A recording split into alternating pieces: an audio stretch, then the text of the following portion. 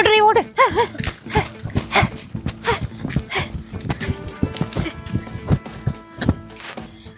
40ാമത്തെ വയസ്സിൽ എനിക്ക് എന്തിന്റെ കഴപ്പാണ് എന്തോ. ഷുഗറും കൊളസ്ട്രോളും വന്ന് മരിക്കുമെന്ന് ഇവർ പറഞ്ഞ് പേടിപ്പിച്ചോണ്ടാണ് ഇവരെ കൂടെ ഓടാൻ തുടങ്ങിയത്. ഇതിപ്പോ ഓടി ഓടി തളർന്നു വീണ് കണ്ണടയൂന്നാൻ തോന്നണം. സന്ദ്രി daily exercise makes your body healthy. എന്റെ ഹെൽത്തി പുളുത്തി എനിക്കിനി ഓടാൻ വയ്യ. സന്ദ്രി, നമ്മുടെ ശരീരം ഓടാൻ വിസമ്മതിക്കും, പക്ഷെ നമ്മുടെ മനസ്സിനെ വിസമ്മതിക്കാൻ അനുവദിച്ചുകൂടാ. അതുകൊണ്ട് നമുക്ക് കുറച്ചു നേരം എവിടെയെങ്കിലും ഇരിക്കാം, എന്നിട്ട് ഓടാം. എന്റെ ശരീരം മനസ്സൊക്കെ വിസമ്മതിക്കാൻ തുടങ്ങി.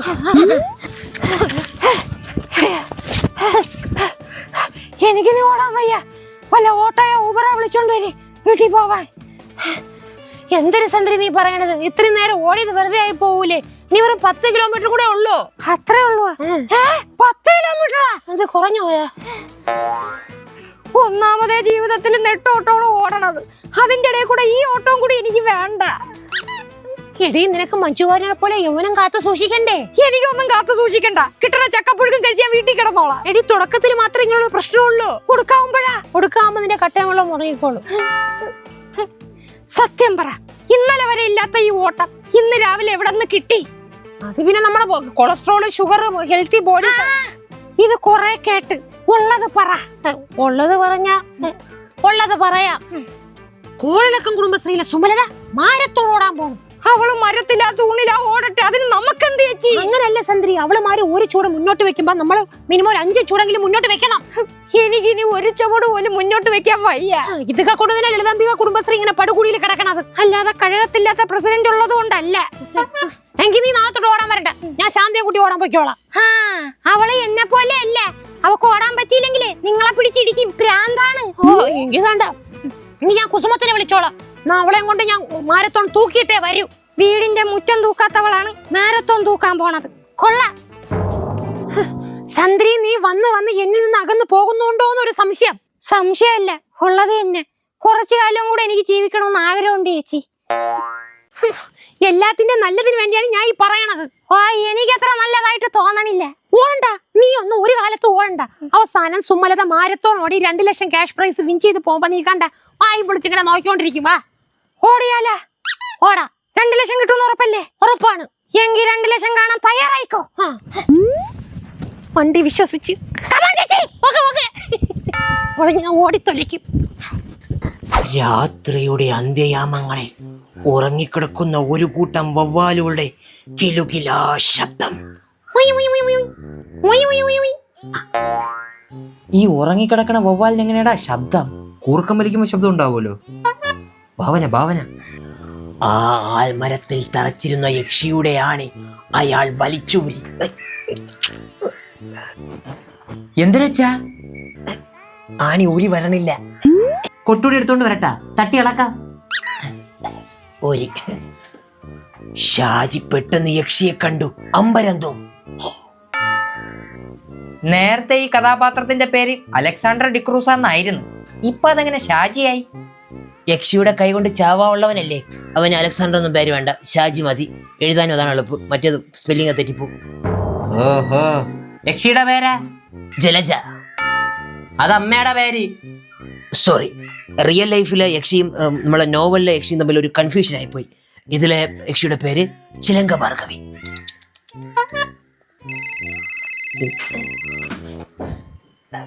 Hello, novelist രഘുവല്ലേ? അതെ. എന്താണ്? നിങ്ങളുടെ ജമന്തിൽ പുട്ട വാടാമൂല ഞാൻ ഇപ്പൊ വായിച്ചതേ ഉള്ളൂ. അതിന്റെ താങ്ക് യു. അതിന്റെ 2ാം ഭാഗം ഇപ്പൊ ഉടനെ വരും. അത് എഴുതാതിരിക്കാൻ പറ്റുമോ? പൈസ അങ്ങോട്ട് തരാം. അത് എനിക്ക് മനസ്സിലായി, നിങ്ങൾ എല്ലാവരും അത് കാത്തിരിക്കുകയാണെന്നുള്ളത്. അക്ഷമരായി കാത്തിരിക്കൂ. ഈ രഘു മരിച്ചിട്ടില്ലെങ്കിൽ അത് എഴുതി തീർത്തിരിക്കും. ഓക്കെ, വെച്ചിട്ട് പോടാ തെണ്ടി, അവന്റെ ഒരു പരട്ട നോവല്. ഓക്കെ, ശരി എന്നാ. Thank you so much. ആരാധകൻ. സ്പീക്കർ ഓണായിരുന്നു. സ്പീക്കർ ഓണായിരുന്നല്ലേ? ആരാധകനല്ല, റോങ് നമ്പർ. മകളെ, പിന്നെ എൻ്റെ ഈ എഴുത്ത് മാതൃഭാഷയെന്ന് മാറ്റി യൂണിവേഴ്സൽ ലാംഗ്വേജായി ഇംഗ്ലീഷിലോട്ട് പരിണമിച്ചാലോ? എങ്ങനെയിരിക്കും? ഇപ്പം കേരളത്തിൽ നിന്ന് മാത്രമല്ലേ തെറി കിട്ടണുള്ളൂ. അതും കൂടെ ആക്കിയാലേ ഇന്റർനാഷണൽ ലെവലിൽ നിന്ന് തെറി കിട്ടും. 2 തെറി കിട്ടണമെങ്കിൽ കിട്ടട്ട്. നമുക്ക് നല്ല ഈ നോവലിന് ക്രിട്ടിക്സ് റിവ്യൂ കിട്ടൂലേ? ക്രിട്ടിക്സ് റിവ്യൂ മാത്രമല്ല, ആൾക്കാർ അച്ഛനെ ക്രിട്ടിക്കൽ സ്റ്റേജിലും ആക്കും. എങ്കിൽ വേണ്ട, നമുക്ക് നമ്മുടെ ഭാഷയിൽ മതി. രാത്രിയിൽ സൂര്യൻ പുലരിയിൽ ഉദിച്ചു. അതെന്തരടാ അച്ഛന്റെ ഭാവനയിൽ സൂര്യൻ ഉദിച്ചു വരണ്ടേ? ഭാവന 2 ലക്ഷം എനിക്ക് തന്നെ കിട്ടും. 2 ലക്ഷം എനിക്ക് തന്നെ കിട്ടും. 2 ലക്ഷം എനിക്ക് തന്നെ കിട്ടും. ചേച്ചി ഓടി വാ. സന്ദരി നമുക്ക് മാരത്തോടങ്ങ് ഉപേക്ഷിച്ചാല് പുളു പറഞ്ഞത് കുരുവായി. കുരു പിടിക്കാനായിട്ട്. അയ്യോ, കുരു പിടിക്കുന്ന കാര്യം പറഞ്ഞപ്പോഴാണ് സന്ദരി. പിന്നെ കൊറിയൻ ഭാഷയെന്ന് ചലക്കാതെ കാര്യം പറ. നാക്കൊക്കെ കൊഴയാണ്. ഞാൻ കുറെ നാളുകൊണ്ട് ഒരു ബൊഗൈൻവില്ലയുടെ തൈ നോക്കണം വീട്ടുമുറ്റത്ത് ഫ്രണ്ടിൽ വെക്കാനേ. എവിടെയും കാണോ? നിങ്ങൾക്കിപ്പോ എന്തിനു ബൊഗൈൻവില്ല? ഓ, സുമലതയുടെ വീട്ടിൽ ബൊഗൈൻവില്ല പൂത്തു കൊലിച്ച് നിൽക്കണ കണ്ട് കാണുമല്ലേ? എനിക്ക് അവളെ മുമ്പിൽ എത്ര ഓടി ഫസ്റ്റ് ആവണം. അവളെ കവച്ച് വെക്കണം എനിക്ക്. ഉണ്ടോ എവിടെയെങ്കിലും? ഇതിപ്പോ എവിടെ നിന്ന് ബൊഗൈൻവില്ല? ആ, അതോ ആ വീട്ടിൽ നിൽക്കണം. നമുക്കറിയാനുള്ള വീട് തന്നെ. ഞാൻ പോയി പറിച്ചിട്ട് വരാം. ഓക്കെ.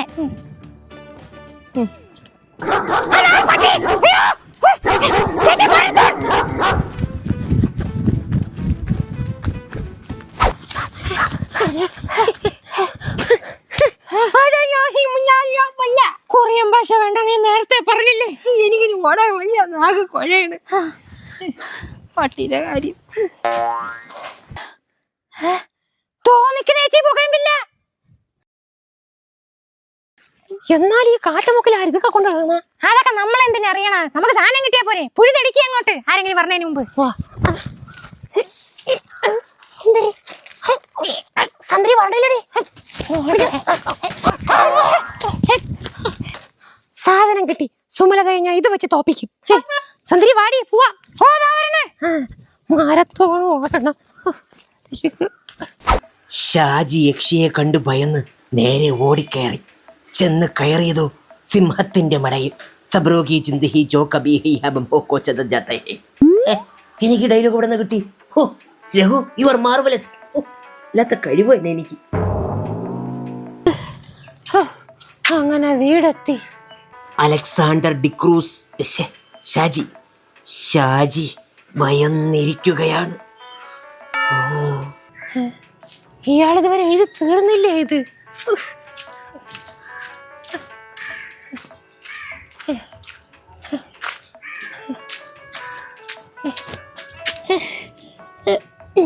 ഇതിവിടെ ഇരിക്കട്ടെ. അതെ, എന്താണ് നിങ്ങളുടെ ഉദ്ദേശം? അടുത്ത കേരള സാഹിത്യ അക്കാദമി അവാർഡ് ഇവിടെ കിട്ടിയാൽ വല്ല കുഴപ്പമുണ്ടോ? ഇല്ല. എങ്കിൽ അതിനു വേണ്ടിയുള്ള കഠിന ശ്രമത്തിലാണ് ഞാൻ. മിനിങ്ങാന്ന് ഗായകൻ രഘു, ഇന്നലെ കവി രഘു, ഇന്നതാ നോവലിസ്റ്റ് രഘു. നാളെ എന്തിനായിരിക്കും? ഒന്നും തീരുമാനിച്ചിട്ടില്ല. ഇതിന് ഒരു അറുതി വരട്ടെ. ജോലിക്ക് പോവാതിരിക്കാൻ വേണ്ടി ഓരോരോ അടവുകള്. എടി, ജോലി ശരീരം കൊണ്ട് മാത്രം ചെയ്യാവുന്നതാണ്. പക്ഷെ ഇതങ്ങനെയല്ല. നമ്മുടെ വിവേകവും ചിന്തയും കൊണ്ട് അഭ്രപാളികളിൽ ഉണ്ടാകുന്ന സന്തുലിതാവസ്ഥയാണ്. ഇത് എല്ലാ മനുഷ്യന്മാർക്കും ദൈവം കഞ്ഞി കൊടുക്കൂല. ചിലർക്ക് അത് കഞ്ഞി കൊടുക്കുള്ളൂ. ആ ചില ആളുകളിൽ നിങ്ങൾ ഇല്ലാന്നുള്ള കാര്യം ഞാൻ അടിവരയിട്ട് പറയും. ഈ നോവൽ ഞാൻ എഴുതിയിരുമ്പോ നീ വായിക്കുമല്ലോ, അപ്പൊ നിനക്ക് മനസ്സിലാവും. മനുഷ്യന്മാരാരെങ്കിലും ഇത് വായിക്കോ? അതല്ലേ നിന്റെ അടുത്ത് വായിക്കാൻ പറഞ്ഞ. എനിക്കിതിന് മറുപടി തരാനേ ഇപ്പൊ വയ്യ. ഓടിത്തളന്ന് നിക്കേ, ഞാൻ പോണ്. പോടി പേന പടവാളാക്കി എന്റെ തൂലിക ചലിക്കുന്നതേ പേപ്പറിലല്ല, ഓരോ ജനഹൃദയങ്ങളിലാണ്. നാട്ടുകാർ തല്ലിക്കൊല്ലാതിരുന്നാ കൊള്ളാം. എഴുതി വിയർത്ത്. എഴുത്തോട് എഴുത്ത് തന്നെ. ഡിസ്റ്റർബ് ചെയ്യണ്ട. കറക്റ്റ്. പുലരുന്ന സന്ധ്യയെ കുറിച്ച് വർണ്ണിച്ചുകൊണ്ടിരിക്കുകയാണ്. എഴുതിക്കോട്ടെ. സിൽസില ഹോട്ടലിലെ ബെറോട്ട അത്ര പോരാ. എന്നിട്ടും രണ്ടാമത് 6-7 വാങ്ങിച്ച് കേറ്റണ കണ്ടല്ല. 6 വരെ ഓക്കെ ആയിരുന്നു, 7 പ്രശ്നം. അമ്മ, നമുക്കൊന്നും കഴിക്കാൻ വേണ്ട കേട്ടാ. അതെന്തേ? നമ്മൾ പുറത്തുനിന്ന് പൊറോട്ടയും ബീഫും കഴിച്ചു. പിന്നെ ആർക്കാണ് ഞാൻ ഇതൊക്കെ ഇവിടെ ഉണ്ടാക്കി വെച്ചാ? ഇനി ഇവിടെ നിന്നാ ശരിയാവൂല. വായിരിക്കണ കിട്ടും. ഗുഡ് നൈറ്റ് അമ്മ. Bye bye, sweet dreams. ഇതെന്തായി?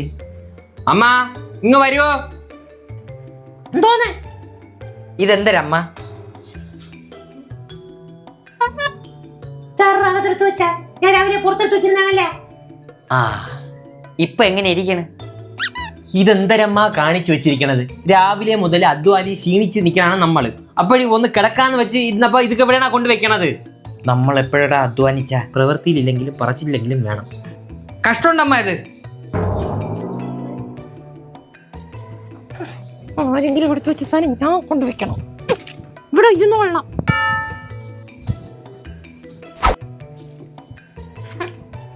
ജനഹൃദയങ്ങളിലെ നോവൽസിന് food റെഡിയാക്കി വെച്ചിട്ടുണ്ട്. വന്ന് മുണിങ്ങി. സാക്ഷരത ഇല്ലാത്ത നാറി. ചെലജേ, പോയതുപോലെ ഇങ്ങ് വന്നാണ് തിരിച്ച്. എന്താ? നട്ടു വളർത്തുന്ന ചെടികൾ എവിടെ വെക്കാറാണ് പതിവ്? മുറ്റത്ത്. ആണല്ലോ. പിന്നെ അതേ സിറ്റി കയറിയിരിക്കണ ആരടി? നിന്റെ കോവയ്ക്കവള് മാധവ മാമനാ? ഇത് ഞാൻ പുറത്തു വെച്ചതാണല്ലേ. എന്റെ പുറത്താ. എടുത്തോണ്ട് പോയി വെളിയിൽ കൊണ്ട് വേടി. എനിക്ക് പണി തരാൻ വേണ്ടി അവന്മാര് ചെയ്ത പണിയാണെന്നാണ് തോന്നണം. ഞാൻ അതിന് ചെരുപ്പ് കെടുത്ത് ഉണ്ണ. ഇവിടെ ഇരുന്നോളണം.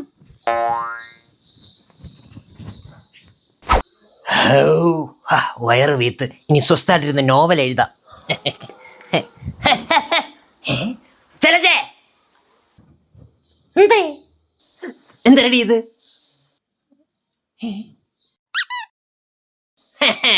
എനിക്ക് മനസ്സിലാവുന്നുണ്ട്. ഇങ്ങനെയൊക്കെ കാണിച്ചേ എന്റെ എഴുത്ത് മുടക്കാനുള്ള പരിപാടിയല്ലേ. എന്തൊക്കെ കാണിച്ചാലും സാഹിത്യ അക്കാദമി അവാർഡേ അവിടുത്തെ ഷോ കേസ് തന്നെ ഇരിക്കും. നീ നോക്കിക്കോ. എടുത്തോളൂ വേണ്ടി പുറത്തത്. ഒന്നും പറയാനില്ല ഞാൻ. ഇങ്ങോട്ട് പോ സോദരമേ. എന്നെ എല്ലാരും കൂടെ കളിപ്പിക്കുകയാണ്. ഒന്നുമില്ല.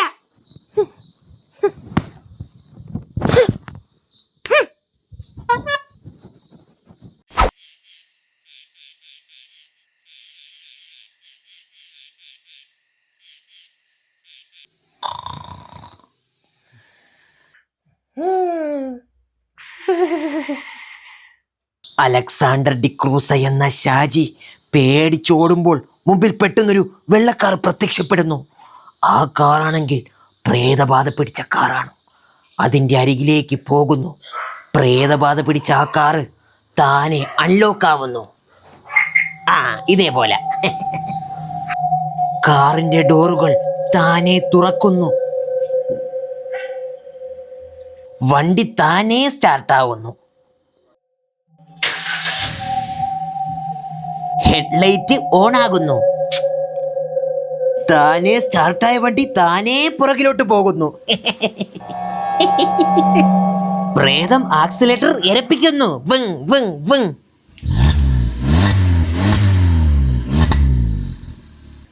ഈ ശബ്ദം തന്നെ. ഇവിടെ കിടന്ന വണ്ടി അങ്ങ് എത്തി. എന്താ പുറത്തൊരു കാറിന്റെ ശബ്ദം? അച്ഛൻ പുറത്ത് നിന്ന് കഥ എഴുതല്ലേടാ. അപ്പം ഭാവനയിൽ കാറിന്റെ ശബ്ദം വന്നതായിരിക്കും.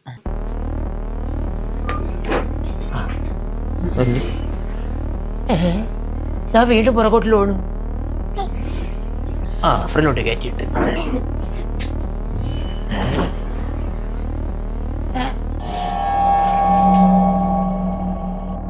വണ്ടി നിന്ന് ലൈറ്റ് ഓഫായി. എൻ്റെ അകത്ത് ആരിരിക്കണ?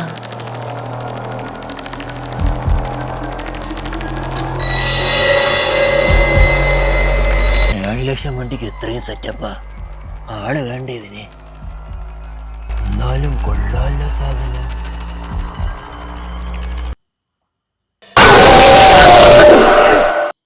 എന്റെ നോവലിലെ ഷാജി പ്രേതത്തെ കണ്ട ഇതുപോലെ പേടിക്കണം. എടാ, എനിക്ക് വെള്ളം കുടിക്കാൻ വിട്ടണം, എനിക്ക് പെടുക്കാനും വിട്ടണം. അപ്പോഴേ നീ വാഷ് ബേസിൽ പോയി പെടുത്തുവേ. ഞാൻ ബാത്റൂമിൽ പോയി വെള്ളം കുടിച്ചിട്ട് വരാം കേട്ടാ. രാത്രിയാണ് പെടുക്കാൻ വിട്ടണത്.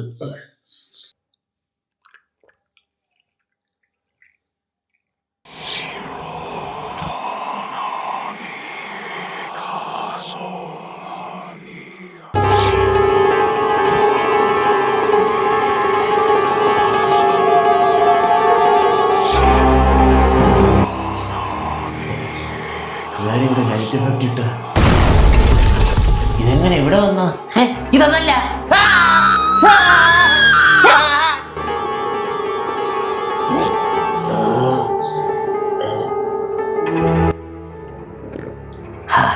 ദാഹം മാറി.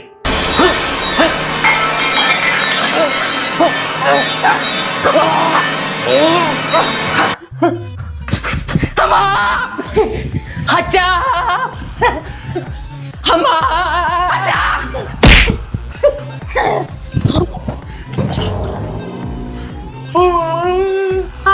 വിളിച്ചേ? ഇവന്മാരെന്തിനാ ഇവിടെ കിടന്നുറങ്ങണ? ഇത് ഞാൻ പുറത്തു കൊണ്ടുവച്ച സാധനമല്ലേ? ഇതങ്ങനെ വീണ്ടും അകത്ത് വന്ന് പോയി. വീണ്ടും വന്നു പോയി. വീണ്ടും വന്നു പോയി. വീണ്ടും വന്നു. ഈ വീട്ടിൽ പിശാച് കയറുന്നുള്ള കാര്യം ഉറപ്പായി. ഇനി ആ പിശാചിനെ ഇവിടെ കാണാൻ എനിക്ക് സമയമില്ല. അതുകൊണ്ട് അടുത്ത പാർട്ടി കാണാം. നിഴലായി